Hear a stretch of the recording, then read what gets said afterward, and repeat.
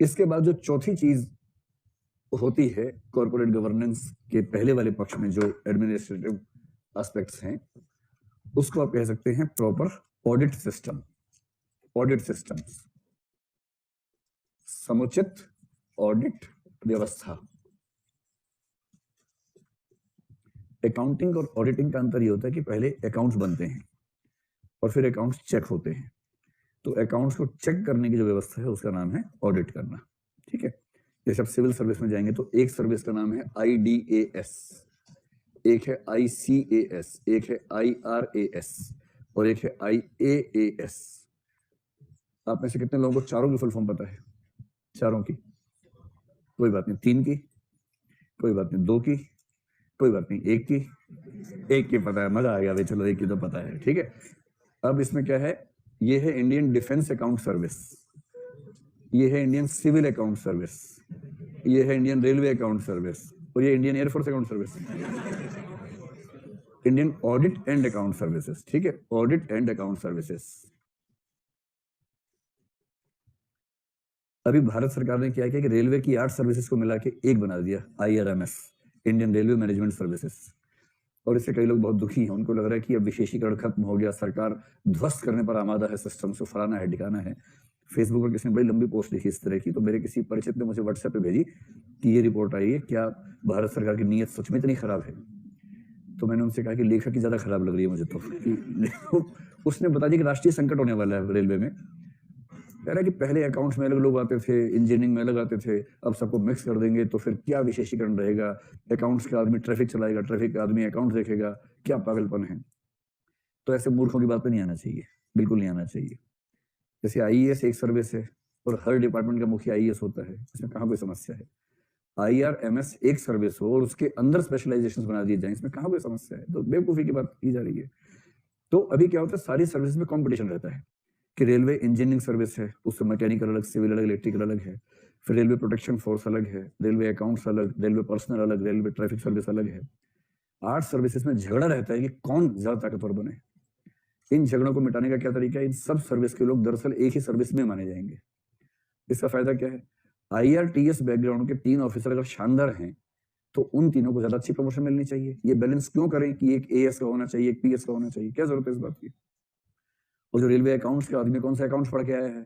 मध्यकाल का इतिहास पढ़ के आया था, सिविल सर्विस का एग्जाम दिया और IRS बन गया, ऐसे IRPS बन गया, IRTS बन गया। ऐसा कौन सा विशेषीकरण लेके पैदा हुआ था? वो ट्रेनिंग से ही जाता है। तो ये सरकार आमतौर पर एडमिनिस्ट्रेटिव मामलों में बड़े अच्छे फैसले ले रही है और मेरा ख्याल है कि वो ब्यूरोक्रेसी के लिए अच्छे हैं। ये मैं कहानी आपको इसलिए बता रहा हूँ कि बहुत जल्दी ऐसा हो सकता है कि आपको खबर मिले कि तीनों सर्विस मिला के एक हो गई है।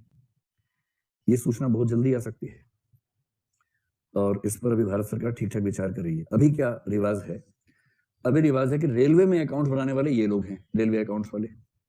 डिफेंस मिनिस्ट्री, मिनिस्ट्री ऑफ जो डिफेंस है, उसके अकाउंट बनाने वाली सर्विस IDAS है और बाकी सभी मिनिस्ट्रीज के अकाउंट बनाते हैं ICAS, Indian civil account service.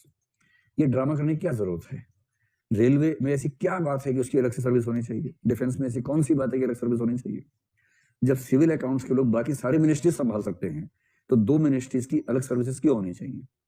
इसलिए एक सर्विस बनाएंगे, इंडियन सिविल अकाउंट सर्विस, जो सारे डिपार्टमेंट्स के अकाउंट देखेगी।